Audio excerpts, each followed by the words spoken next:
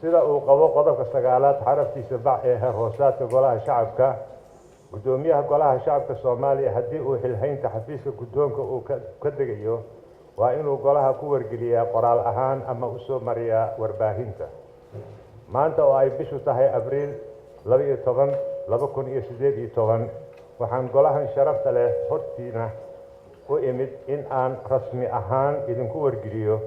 inaan xilkii amaanada ahaa ee Allah subhanahu wa ta'ala ka sokow aad idinku igu amaanaysateen idinkoo wada fadhiya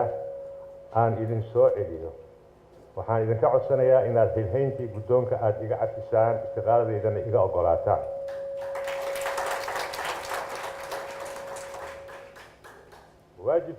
waajibkayga ayaan ka hoos marayaa haddii aan go'aankaygan tafaasiil idinka siinin waxaan kaloo ay ila tahay inaan dow u leeyahay inaan idinkana codsanayaa inaad fursad ii siisaan inaan si kooban wax uga sheego arrimihii ugu muhiimsanaa ee golahan u soo qabsoomay muddadii labada madal ee xilhaynta aan qaranka ugu soo adeegay baarlamaanka 9aad iyo madashan 10aad ee golaha shacbiga aan hadda ku jirno hor iyo horaan waxaan caddaynayaa ma jiro maanta qof ama koox guulaysatay ama laga guulaystay ee waxaa guulaystay shacbiga Soomaaliyeed meel kastoo ay joogaan oo fiiro dhow u lahaa hadba sida aan ugu dhaqmayno una fulinayno xilka ay noo dhiibteen waxaa guulaystay sarreynta sharciga iyo dhaqanka dimuqraadiyadeed oo u horseedaya in nabad iyo xasilooni iyo codayn ama kala roonaansho lagu kala wareejiyo xilalka siyaasiga ah ee lagu matalayo shacbiga nidaamkaas oo dan u ah dowladnimada iyo danta guud ee muwaadin kasta Soomaaliyeed iyo dadweynaha ku nool Soomaaliya waxaa guulaystay golaha shacbiga oo asagoo isqab ah kulanka golihiisa u wada dhan yahay u wada goobjoog yahay una diyaar ah inuu horay u gudagalo howlaha loo igmaday waxaa guulaystay culamaa diinka iyo caamada Soomaaliyeed oo habeen iyo maalinba qur'aan akhris wardi wacdi iyo wacyigelin u taagnaa sujuudana ku alla baryayay badbaadinta dalkooda iyo dowladnimadooda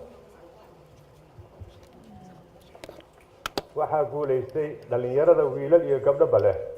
oo marxaladii oo ah madaxdii berito siiba ardayda jaamacadaha iyo dugsiyada sare ayagoo ku dhugaagsan akhrinta dastuurka iyo heer hoosaadka golaha fasalladooda ama fasallada bannaankooda ka abaabulay aqoon isweydaarsiyo oo si dhow ugu kuurgalayay geedi socodka lagu xallinayo kala aragti duwanaashada madaxdooda Soomaaliya ayaa guulaysatay dhammaanteena waan wada guulaysanay guushaasna mahaddeeda Allah leh subhanahu wa ta'ala Allah ayo adiga wax walba awood aan la loodi karin ku leh Soomaaliya sida u roon oo ridadaada ku jirta u yeer ka xildhibaan ahaan qof kastoo naga mid ah inta aan loo xilqaamin xafiiska xubinnimada golaha si waafaqsan qodobka 3aad ee heer hoosaadka wuxuu kitaabkii alla ku maray dhaarta dastuuriga ah ee oranaysa waxaan ku dhaaranayaa magaca Ilaahay inaan xilkayga u gudanayo si daacad ah oo danta dalka iyo diinta ku jirto dhowrana dastuurka qaranka iyo shuruucda kale ee dalka ku yaala waxaan alla ogaan hortiina iyo shacbiga hortiisa si hubaal ah oo dooc ah oo aan wax dareen ah ama shaki ah laabtayda ku jirin u caddaynaya inaan xilka iyo waajibaadka gudoonka intii kartidayda ah u soo gutay si daacad ah oo danta iyo wanaaga guud shacbigeena dalkeena iyo diinteena islaamka ku jirto waxaan kaloo caddaynayaa aniga ogaalkayga inaan intii kartidayda ah soo ilaaliyay oo intaan noolahayna ilaalin doono oo aan difaaci doono dastuurka iyo shuruucda dalka u degsan mabda'aas ilaalintiisii ayay maanta ka tarjumaysaa inaan idin hor imaado istiqaaladeydana idin dhiibo amaanada aad igu xilqaanteen 11 Janaayo 2017 aan idin soo celiyo ayadoo golahan jiritaankiisii bedqabo xubnihiisa oo isqaba oo ay wada goobjoog yihiin maalmahan dambe waxaa jiray in kuwa alla ka cabsigooda yar yahay ay baraha bulshadeed ku tabinayeen lacago malaayiin ah layga siistay istiqaalada iyo xilka degidda. haddaba anigoo ku taagan nuxurka dhaartaas aan horay u soo maray waxaan si alla ogaan ah u rabaa inaan hortiina ka caddeeyo in aysan jirin wax dhaqaale ah oo laygaga iibsaday istiqaalada dhiibiddeeda laa dowladdeena walaa dowlad shisheeye, ayadoo markhaati iyo goobjoog ahaayeen markii aniga iyo madaxweynaha arrintan aan ka wada xaajoonaynay. waxay ahaayeen arrimo muhiim u ah qarannimada iyo jiritaanka dowladnimada dalkeena, kuwa u dan ah xasaanadda xubnaha iyo xurmada xarunta golaha shacabka. waxaan ku heshiinay inaan si dhow uga wada shaqayno danaha iyo wanaagga guud ee dalka iyo xasilinta siyaasadda dalka. wuxuu ii ballan qaaday in uu igala tashan doono igana tixgelin doono arrimaha masiiriga oo ah dalkeena, inaan iska kaashanno arrimaha sharci dejinta anigoo xildhibaan ah. ma jiro wax kale oo maadi ah. wixii intaa ka duwan oo aad baraha bulshada ka aragtaan waa haraagii dhaqan xumadii hore oo lagu baabi'iyo sharafta iyo karaamada iyo sumcadda mas-uuliyiinta qaranka iyo culamaa udiinka. waxaan soo jeedinayaa in arrinkaasi fiiro aan u yeelano marxaladda dib u eegista heerka saxaafadda. aniga kuma fiicni adeegsiga barahaas bulshada ee usgaga ay soo tebin doonaan. fadlan walaalayaal waxa igu tirina ee iiga tura. kuwa iyaga ah waxaan xusuusinayaa orahda rabbigeena oo yidhi alyawma nakhtimu calaa afwaahihim watukallimuna aydiihim watashhadu arjuluhum bima kaanuu yaksibuun. maalin baa jiri doonta oo afka la niibayo, gacmahooda ay hadlayaan, lugahoodana ay markhaati kacayaan waxyaabaha ay ku kacayaan. maalintaasaa noo ballananiyayo. mudanayaal, guddoomiyenimada ka horo waxaan ahay Soomaali. allahu subxaanahu wa tacaala wuxuu igu manaystay nicmooyin badan aan soo koobi karin. waa alxamdu lilaahi mahaddaa asagaale subxaanahu wa tacaala. wuxuu kaloo igu manaystay oo aan nasiib weyn oo aan nasiib u ii siiyey inuu ii xilqaamay inaan muddo 6 sano ku dhow hogaamiyey xafiiskan sare oo ah hoyga dowladnimada iyo heeda dowladda laga unkiyo, ahna halka kaydhaynta u ah kuna dhowraarsan tahay gobonnimada iyo siyaadada qaranka laguna ilaaliyo. taasna waa mahad allah subxaanahu wa tacaala, alxamdu lilah. haddana subxaanahu wa tacaala wuxuu qadaray inuu mar kale igu manaysto nicmadan weyn oo ah inaan maanta sidka xilka iyo culeyskii uu lahaa iga dejiyo, ayadoo xubnihii golaha shacbiga oo kulansan oo midaysan oo aan kala jabneen. taana waa mahad alle ee alxamdu lilah. waxaa kaloo sharaf ii ah aan kuna farxayaa aan ku faanayaa inaan Soomaali ahay, kana mid ahay xildhibaano Soomaalinimo iyo Soomaali jecel qabta aan aqalka shacbiga oo ah codkii shacbiga ku dhex joogo, kala shaqeeyo horumarinta dalka iyo baraaraha shacbiga iyo dib u fufinta dhidib u aasida dowladnimada Soomaaliyeed. si kastoo aan u kala ra'yi duwannahay, mar walba aan u heelanaano una weer duubanno midnimada ummaddeena, difaaca diinteena, dalkeena iyo dastuurkeena iyo daryeelka iyo baraaraha dadkeena. ilaa maanta waxaan dowladda iyo dadweynaha Soomaaliyeed u soo adeegay 56 sano. khibrad ahaan waxaan idin sheegayaa dunta qofka ama jinsiga Soomaaliyeed oo allah subxaanahu wa tacaala ku abuuray wax la heli karo ma aha. waa dun wanaagsan oo wax la mid ah caalamka ka jirin.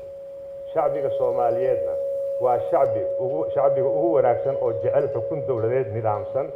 si fududna arrimahooda loo maamuli karo. wuxuuse u baahan yahay cadaalad.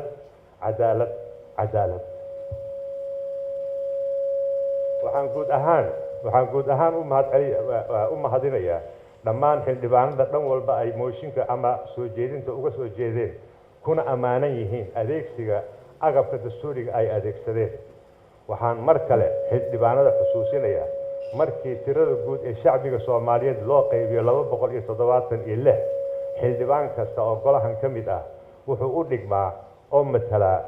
dhowr iyo 50,000 qof oo Soomaali ah saa daraaddeed waxaa iga dardaaran ah fadlan markii aad codaynayso oo aad wax ogolaanayso adigoo xog ogaal ah ku ogolow haddii aad wax diidaysana xog ogaalnimo ku diid sidoo kale markii aad wax saxiixaysana ha ku degdegin ee xog ogaalnimo ku saxiix codkaaga waa ammaano culays iyo dareemanaw mar walba culayska uu codkaagu leeyahay dhammaan xildhibaanada way ku ammaanan yihiin sida aad ugu gunto xiran tihiin gudashada xilkiina idinkoo weliba ku shaqaynaya duruufo adag oo nafti hure ah oo ay weheliso xaalado amni darro ah iyo annagoo u adkaysanayno dhibaatooyin kaloo badan oo aan naloo ogeyn sharaf weyn bay ii tahay inaan ahay xubin idinka mid ah waxaan idin ballan qaadayaa inaan idinla joogayo halganka horumarinta dalkeenana halkiisa aan ka wadayno dadaalkana aan labalaabi doono intaan hadalkayga sii gudagelin waxaa halkan mudan inaan mahadcelin u jeediyo dhammaan shacbiga Soomaaliyeed guud ahaan sidii wacneyd ilbaxnimada iyo bisaylka ku dhisneyd ay qadiyadani noogu taageereen waxaan guud ahaan ka raaligelinayaa welwelkii arrintan siyaasadeed gelisay waxaanse u xaqiijinayaa in ay leeyihiin gole ka wakiil ah oo leh karti iyo bisayl siyaasadeed oo mashkalad kastoo timaada karti u leh in ay xalliyaan waxaa kaloo aan mahad u celinayaa guddoonka iyo xubnaha golaha aqalka sare oo u anaakacleeyey isuna xilqaamay xallinta khilaafka kasoo dhexgalay golaha shacabka sidoo kale culamaa udiinka ururada bulshada ururada dhalinyarada iyo ardayda ururada haweenka ururada naafada iyo qaybaha kala duwan ee bulshada Soomaaliyeed dhammaan waad ku mahadsan tihiin talooyinkii sida joogtada ah aad igu soo tabinayseen dhammaan ha iga raalli noqdaan haddii ay jiraan qaarkii ka niyad jabay go'aanka tanaasulka aan qaatay go'aankan aan qaatay waxaad ku fahmi kartaan sida qisadii xukunka nabi daawud calayhi salaatu wassalaam ugu kala garnaqay labadii haweeney isku qabsaday dhallaankii mid walba tiri anigaa dhalay oo nabi daawud yidhi keena aan idin kala gooye deedna hooyadii dhabta ahayd ee dhashay ka tanaasushay in la kala jaro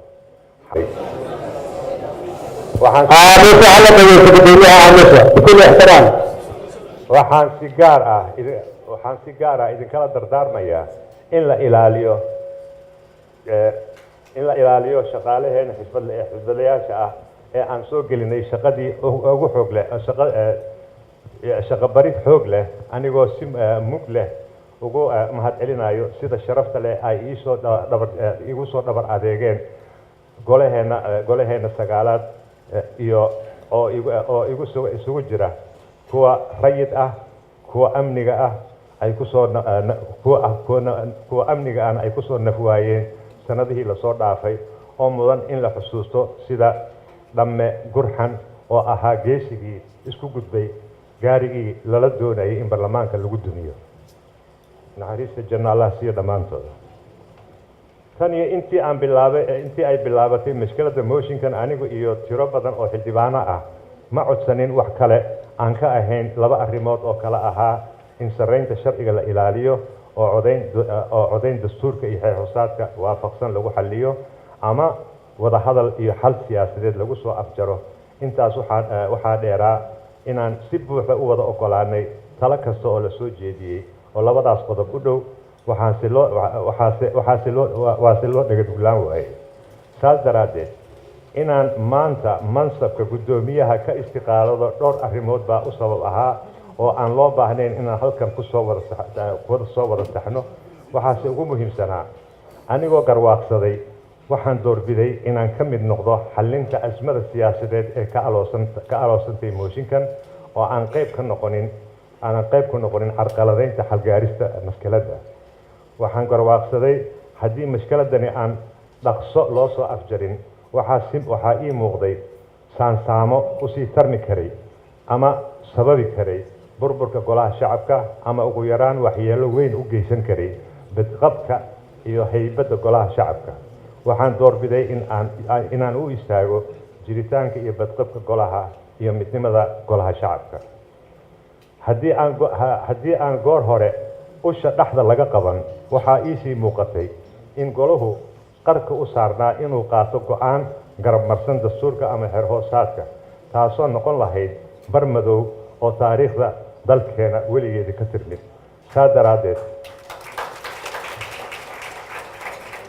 saa daraaddeed waxaan doorbiday inaan golaheenna lagu eedeynin kana badbaadino inuu baalmaro saraynta sharciga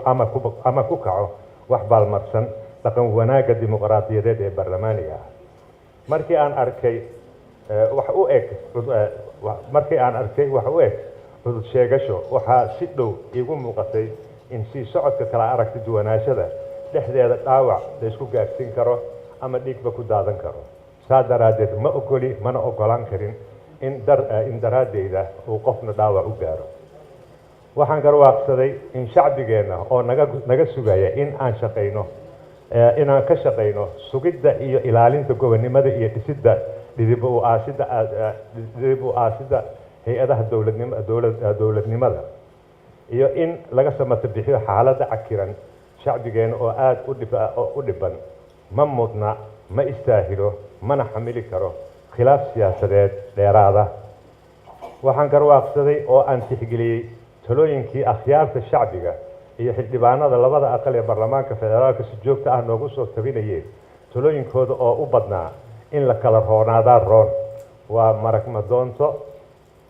dowladnimadeen oo aan weli tigaadin haddii aan loo turin in jiritaanka khatar galayo saa daraaddeed waxaan doorbiday in aan annaga ka roonaano oo maanta ammaanadii xilka guddoonka golaha shacabka oo aad i igmateen 11 Janaayo 2017 aan si degan dib idinku soo celiyo si waafaqsan dastuurka iyo xeer hoosaadka golaha shacabka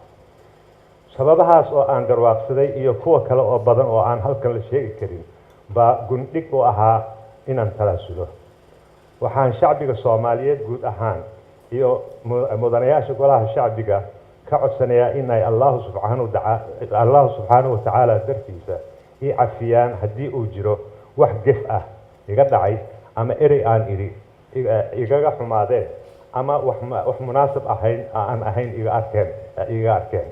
fadlan dar ilaahay i cafiya anigoo fulinaya dardaartii aabahay oo igu soo koriyey oo ahayd habeen walba intaadan seexan saamax qofkaad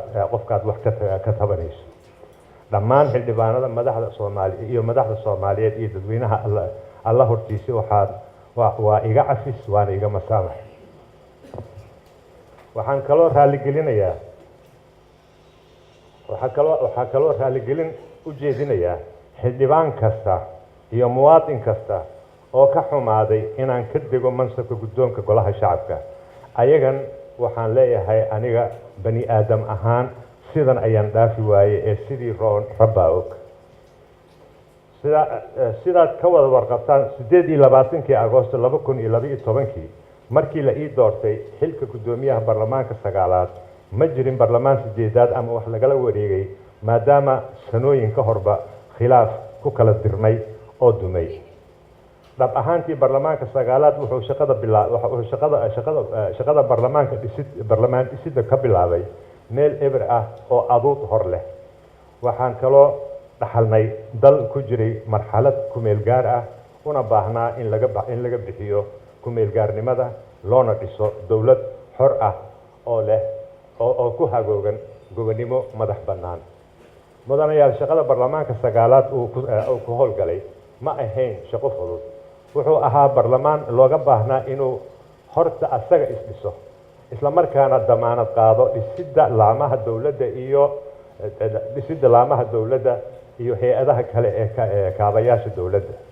xildhibaano iyo muwaadiniin badan baa sabar iyo dhabar adeeg ugu soo mintiday guulaha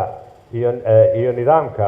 maanta lagu shaqaynayo iyo hay-adaha dowladeed ee noo dhisan xildhibaano badan iyo howlwadeenno golaha shacabka ka tirsan baa loo dilay kuwa badanna loo dhaawacay mahad allaalehe waxaa noo suurtagelay inaan dalka ka soo guurino kana soo bixinno marxaladii ku meel gaarka ahayd oo loo gudbay dowlad ku dhisan lehna nidaam dastuuri ah. waxaa la unkay dhaqan dimuqraadiyeed daahfuran dadweynuhu mahadiyey una suurtageliyey in lagu soo maamulo 3 madaxweyne si daahfuran dagaal la'aan xilka loogu kala wareejiyey. sidoo kale markii nala doortay sanadkii 2012 waxaan joojinay inaan shilin dambe khasnada dhexe laga bixin karin miisaaniyad la'aan oo golaha shacbiga uusan fasixin. ilaa hadda waxaa la soo ansixiyey 8 miisaaniyadood iyo xisaab xigyo sanadeed oo ah ilaa 2016.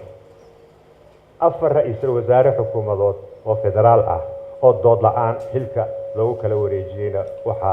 ay ku suurta gashay nidaamka dimuqraadiyadeed oo dalka laga hirgeliyey. guddiyo madax bannaan oo dastuurka farmay ayaa dhismay kuwa dhimanna loo dejiyey shuruucdii aasaasiga u ahaa oo ay u dhiman yihiin keliya in xubnihii ama garsoorayaalkii ka howlgali lahaa loo soo magacaabo. waxaa noo suurtagalay in khilaaf siyaasadeed kastoo ka aloosma dalka lagu xalliyo baarlamaanka iyo dalka gudihiisa lagana ilaaliyo faragelin shisheeye, taas oo kalsooni badan gelisay shacbiga halkii dhaqanku ahaa in khilaaf kasta xalkiisa loo aado dalka dibaddiisa. waxaa noo suurtagalay in la dhiso dowlado goboleedyo gundhig u ah federaaleynta dalka iyo dhisidda dowlad dhexe oo federaal rasmi ah. waxaa noo suurtagalay markii ugu horreysay burburkii dowladda dhexe ka bacdi baarlamaankii 9aad oo weli fadhiya in lasoo dhiso baarlamaankii 10aad oo 2 aqallo ah xilkana lagu wareejiyo, taasoo aan hore u dhicin baarlamaanadii 6aadka ka bacdi. waxaan idinka tegayaa hay-ad baarlamaani ah oo ay u dhisan yihiin dhammaan laamihii sharci dejinta, matalaadda shacbiga, guddiyada korjoogteynta iyo laantiisa maamulka oo ay ku howlgalayaan howlwadeennadiisuna yihiin kuwa karti iyo hufnaan u leh una badan jaamiciyiin tababaran. waxaan idinka tegayaa baarlamaan xiriir shaqo iyo iskaashi la leh dhammaan golayaasha xeer dejinta dowlad goboleedyada Soomaaliyeed. waxaan idinka tegayaa baarlamaan xiriir shaqo iyo iskaashi la leh dhammaan baarlamaanada adduunka. waxaan idinka tegayaa baarlamaan heshiisyo is-afgarad iyo iskaashi la leh baarlamaanada dowladaha xiriirka walaaltinimada gaarka ahna la leenahay naga dhexeeya. waxaan idinka tegayaa baarlamaan leh guddiyo saaxiibtinimo gaar ah la leh baarlamaanada dowladaha naga dhexeeya, iskaashi siyaasadeed goboleed, carbeed, afrikaaneed iyo khibrad isdhaafsiga baarlamaaniga. waxaan idinka tegayaa baarlamaan leh xusuus reeb hay-adeed ama institutional memory loo yaqaano oo howlihii uu soo qabtay ku kaydsan yihiin dukumentiyo qoran iyo kuwa maqal iyo muuqaalba leh, lana heli karo xildhibaan walba wixii maalin uu ka yidhi golaha. waxaan idinka tegayaa baarlamaan baraarugsan oo karti iyo aragti wadaninimo leh oo soo shirgudoomiyey qadiyado badan oo qarameed oo culus oo masiiri ahaa dalka lasoo gudboonaaday ay ka mid yihiin arrimihii soodimaha badda. waxaan idinka tegayaa baarlamaan shacbigu u dhego nugul markii uu ka danqado qadiyad uu la welwelo golaha xal u helidiisa usoo qaylo dhaanta.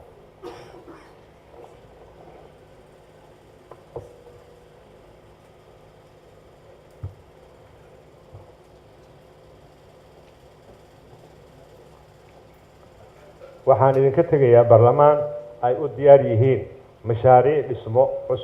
cusub ee xarunta golaha ummadda oo hoy u noqon doona baarlamaanka federaalka Soomaaliyeed labadiisa aqal iyo xarun kale oo ku meel gaar ah oo u noqon doonto xarun ku meel gaar ah golaha shacbiga oo ku sii shaqeeyo, laguna dhisi doono villa Hargeysa, kuna kici doona malaayiin dollar, lana filayo in dhismahooda ay dhammaadaan muddo 2 sano soo socota gudahood. dhismooyinkan oo bilicda Muqdisho wax weyn ku kordhin doona baarlamaanka 11aad ee jamhuuriyaddana uu si buuxda u dhaxli doono. waxaan idinka tegayaa baarlamaan shacbiga Soomaaliyeed ku faani karo inkasta oo howlihiisa iyo maamulkiisa ay barlamaanada dowladaha carabta iyo afrikaanka la tartama qaarkoodna ayba majarsadaan.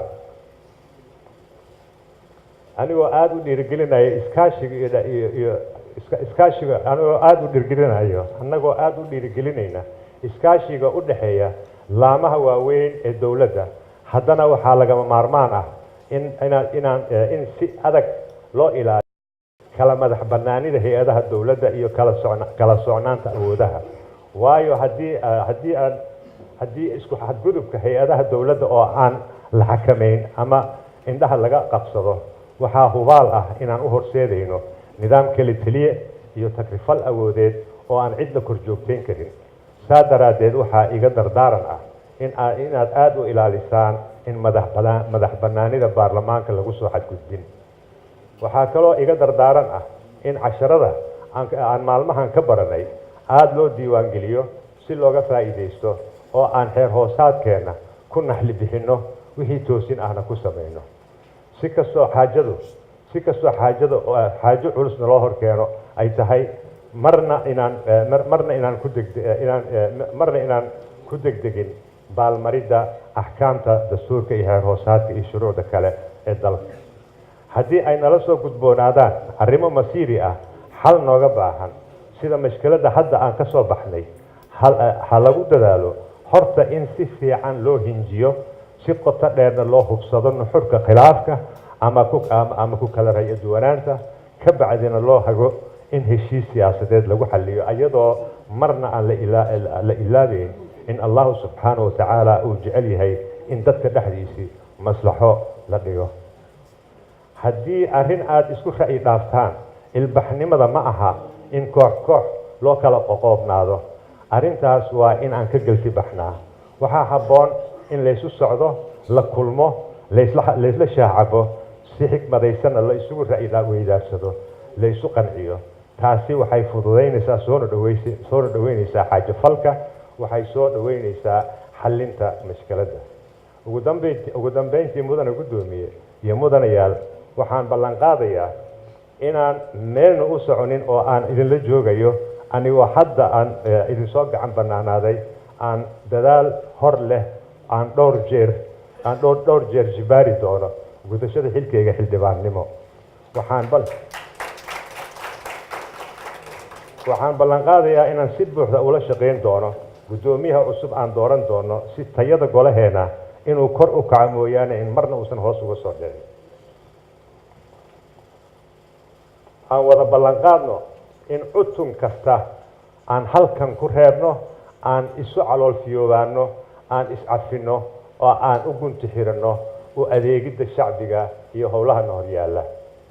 idinkuna ii ballan qaada ilaa iyo inta aan ka ilaabayo guddoomiyenimada maalmaha hore inaad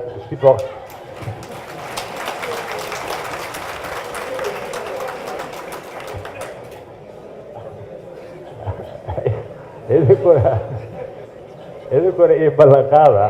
ilaa iyo inta aan ka ilaabayo guddoomiyenimada maalmaha hore inaan isu booqasho badnaano, maadaama aan 5 sano iyo dheeraad aan meel ku xirnaa, aan hadda soo madax bannaanaaday, si aad ii bartaan xamar meelaha laga galo iyo meelaha lagu baxsho.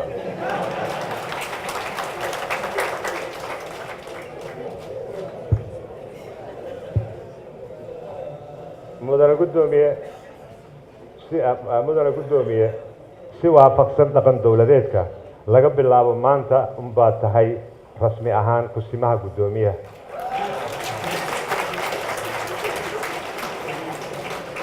aan u howlgalno muddada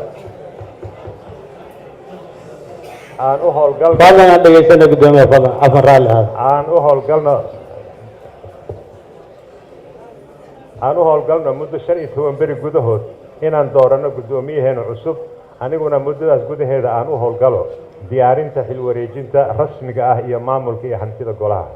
allahu subxaanahu watacaala waxaan ka baryayaa in uu na waafajiyo inaan dooranno guddoomiye u roon golaheena oo nagu haga